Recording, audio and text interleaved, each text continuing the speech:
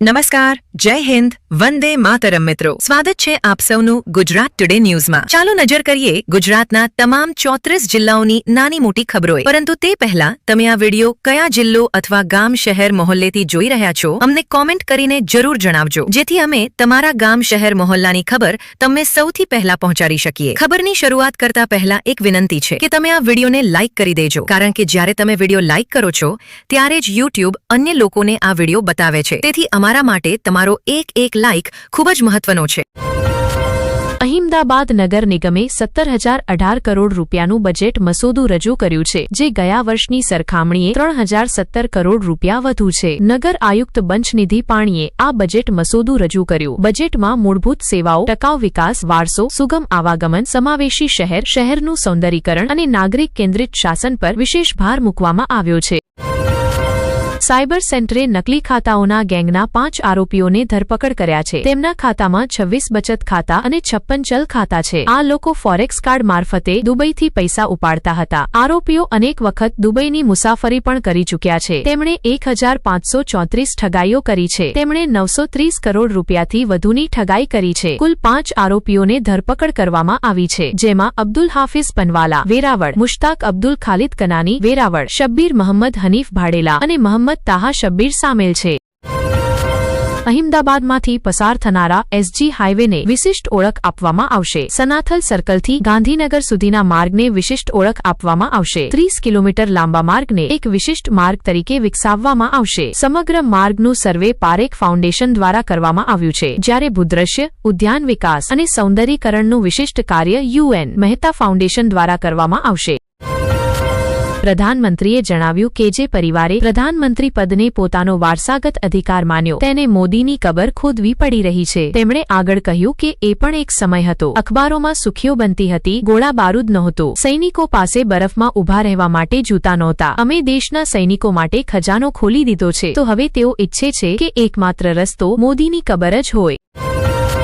અહેમદાબાદ જિલ્લાના 6 અને ગાંધીનગર જિલ્લાના 3 શાળાઓનું સંચાલન અહેમદાબાદ નગર નિગમ દ્વારા સંચાલિત સ્કૂલ બોર્ડ દ્વારા કરવામાં આવશે. આ વર્ષે સ્કૂલ બોર્ડ દ્વારા સંચાલિત 453 શાળાઓના 0.73 લાખ વિદ્યાર્થીઓને મફત જૂતા અને મોજા આપવામાં આવશે. કોંગ્રેસે ભૂપેન હજારિકાને ભારત રત્ન આપવાનો પણ વિરોધ કર્યો હતો. મને વિશ્વાસ છે કે આસામ આ ઘટનાને ક્યારેય નહીં ભૂલે. તેમણે ગઈકાલની ઘટનાને દેશદ્રોહી ગણાવી. તેમનો અહંકાર 7મા આસમાને પહોંચી ગયો છે. ઘણા લોકો કોંગ્રેસ છોડીને ચાલી ગયા છે. તેમણે અન્યને દેશદ્રોહી ન કહ્યા, પરંતુ એક શીખને શીખ કહીને શીખોનું અપમાન કર્યું. મુદ્રા યોજના હેઠળ યુવાઓ અને ગરીબોને કોઈપણ ગેરંટી વગર 30 લાખ કરોડ રૂપિયા આપવામાં આવ્યા. સ્વયં સહાય સમૂહોમાં કાર્યરત 10 કરોડ મહિલાઓને સીધી નાણાકીય સહાય આપવામાં આવી. લઘુ અને મધ્યમ ઉદ્યોગ ક્ષેત્રને પણ સહાય આપવામાં આવી. અમે બિનકાર્યકારી સંપત્તિઓમાં અતિશય વૃદ્ધિને મોટા ભાગે ઘટાડી દીધી છે. મહીસાગર જિલ્લાના લુણાવાડામાં નશામાં ધૂત એક પોલીસ સબ ઇન્સ્પેક્ટરે એક વૃદ્ધ વ્યક્તિને કારથી ટક્કર માર્યા બાદ બીજી કારને પણ ટક્કર મારી. ઘટનાની ગંભીરતા જોતા મહીસાગર જિલ્લા પોલીસ વડાએ દારૂ પીને વાહન ચલાવવાના આરોપમાં અકસ્માત સર્જન અને પોલીસ સબ ઇન્સ્પેક્ટરને તાત્કાલિક અસરથી સસ્પેન્ડ કર્યા. ઓડિશાના જાજપુર જિલ્લામાં જાકપુરા રેલવે સ્ટેશન નજીક ગુરુવારની સવારે ચેન્નઈ સેન્ટ્રલ ન્યૂ જલપાઈગુડી એક્સપ્રેસના 3 ડબ્બા પાટા પરથી ઉતરી જવાથી એક નાની ઘટના બની. સદભાગ્યે મુસાફરોને કોઈ જાનહાનિ કે ઈજા થઈ નથી.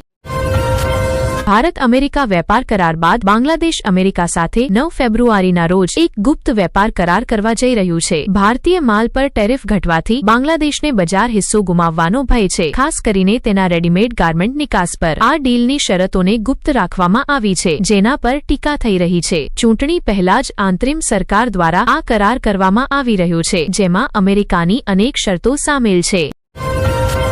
જૂનાગઢ જિલ્લાના કેશોદ તાલુકાના અજબ ગામમાં એક ઘટના સામે આવી છે, જ્યાં એક યુવક અને એક નાબાલિગ યુવતીએ ઝેર પીને આત્મહત્યા કરવાનો પ્રયાસ કર્યો. પડોશમાં રહેતા યુવક અને નાબાલિગ યુવતી વચ્ચે પ્રેમ સંબંધ હતો, પરંતુ પ્રાથમિક તપાસમાં જાણવા મળ્યું છે કે લગ્ન શક્ય ન હોવાથી બંનેએ આ પગલું ભર્યું. ઝેર પીધા બાદ બંનેની હાલત બગડી ગઈ અને તેમને તાત્કાલિક સારવાર માટે હોસ્પિટલ લઈ જવામાં આવ્યા.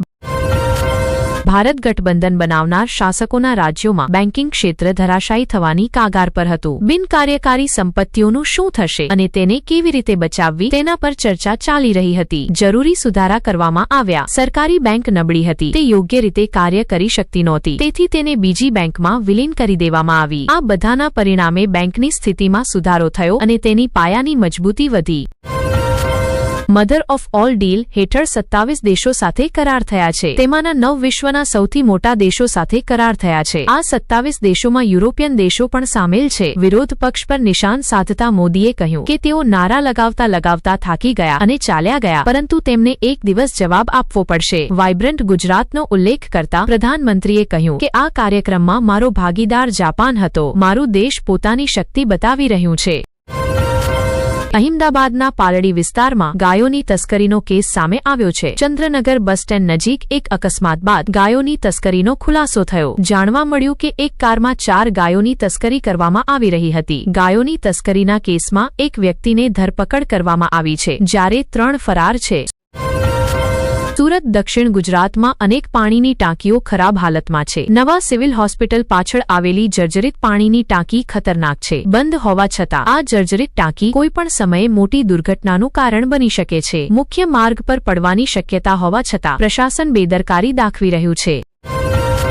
મહેસાણા ઊંઝા માર્કેટ યાર્ડમાં અજમાની નવી આવક શરૂ થઈ ગઈ છે. દરરોજ 200 થી 250 બોરી અજમાની આવક નોંધાઈ રહી છે. અજમાના ભાવ 2500 થી 3500 રૂપિયા સુધી છે. બેમોસમી વરસાદે અજમાની પાક પર ખરાબ અસર કરી છે. ઊંઝા માર્કેટ યાર્ડ અજમાનું કેન્દ્ર બની રહ્યું છે.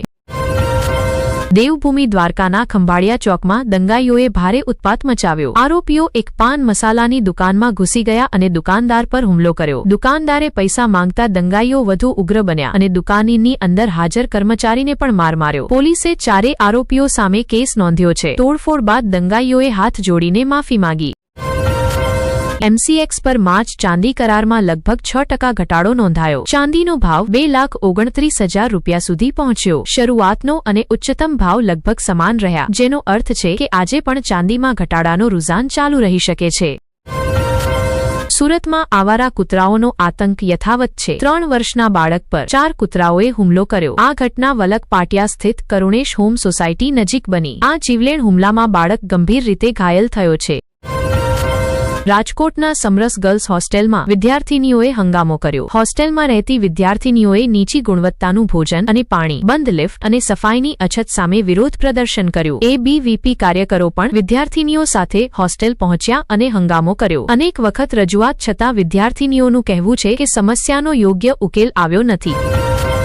જામનગર રેલવે વિસ્તારોમાં દબાણ ઘટાડવા માટે મોટા પાયે તોડફોડ કરવામાં આવશે. આ કામગીરી દિગ્જામ સર્કલ વિસ્તારમાં કરવામાં આવશે. ઉચ્ચ પદસ્થ પોલીસ અધિકારીઓ સહિત 3 ડિવિઝનના કર્મચારીઓ હાજર રહેશે. કરોડો રૂપિયાની જમીન પર વર્ષોથી દબાણ હતું. સાંજ સુધીમાં તમામ દબાણ દૂર થવાની શક્યતા છે. ડબલ ટ્રેકના કામ સાથે સંબંધિત દબાણ પણ દૂર કરવામાં આવશે.